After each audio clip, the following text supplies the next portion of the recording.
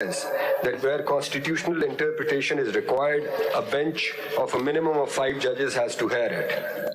He further states that the interpretation of a federal law, the Constitution, and applicability of the decision of the Supreme Court is required, which will also impact elections to the provincial assemblies, and as such, requisite notices be issued. Therefore, notice under Order 27A of the Code of Civil Procedure 1908 be issued to the Attorney General for Pakistan and to all the Advocate Generals of the province. Notice be also issued to the Election Commission of Pakistan, and public notice be published in a prominent English and Urdu newspaper having wide circulation, as the decision in these appeals may also affect those who are not parties hereto. 5.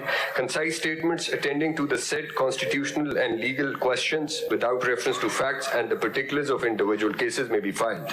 It is clarified that the pendency of these appeals and the questions raised herein shall not be used as a pretext to delay the forthcoming general elections scheduled to be held on 8 February 2024. These cases and any others involving the same question be fixed for a hearing in early January 2024 before a bench constituted by the committee under the Act.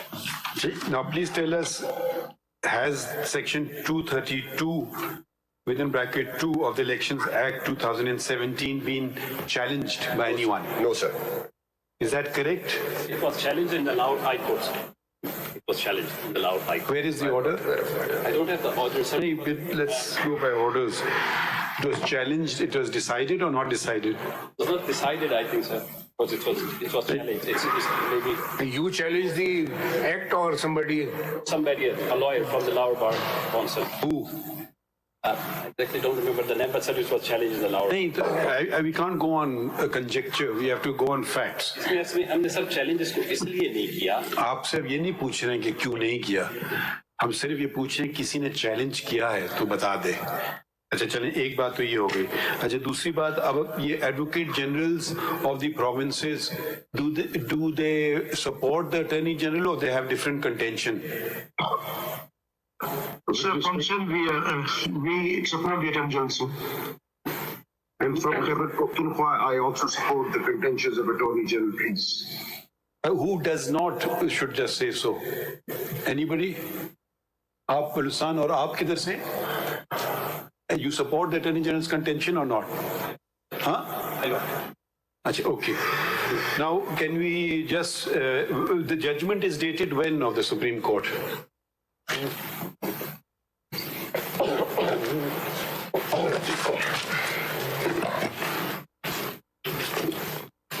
Near the 2018 Supreme Court. And so it is before this law was enacted.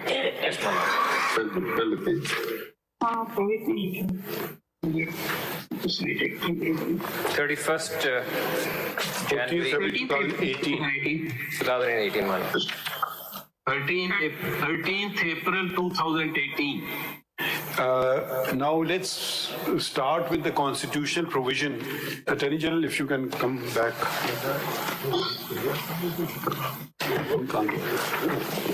My lord, can I make a very small point? Let's read the constitutional provisions, then we'll come to you.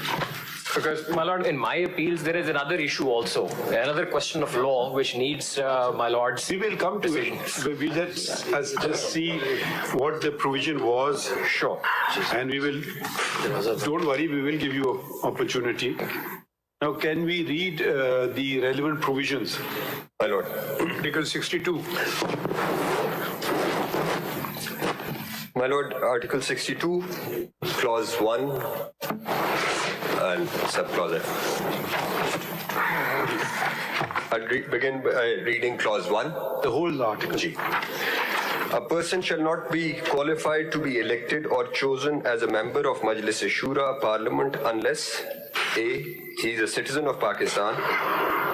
B.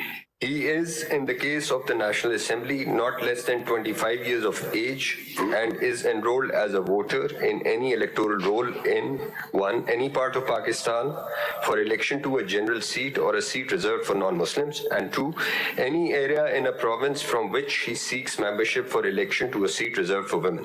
C. He is, in the case of the Senate, not less than 30 years of age and is enrolled as a voter in any area in a province or, as the case may be, the federal capital from where he seeks membership. D. He is of good character and is not commonly known as one who violates Islamic injunctions. E. He has adequate knowledge of Islamic teachings and practices obligatory duties prescribed by Islam as well as abstains from major sins. F. He is sagacious, righteous, non-profligate, honest, and ameen, there being no declaration to the contrary by a court of law. And G, he has not, after the establishment of Pakistan, worked against the integrity of the country or opposed the ideology of Pakistan. Clause 2. The disqualifications specified in paragraphs D and E shall not apply to a person who is a non-Muslim, but such a person shall have good moral reputation. This is Article 62. 63 padi. G. Clause 1.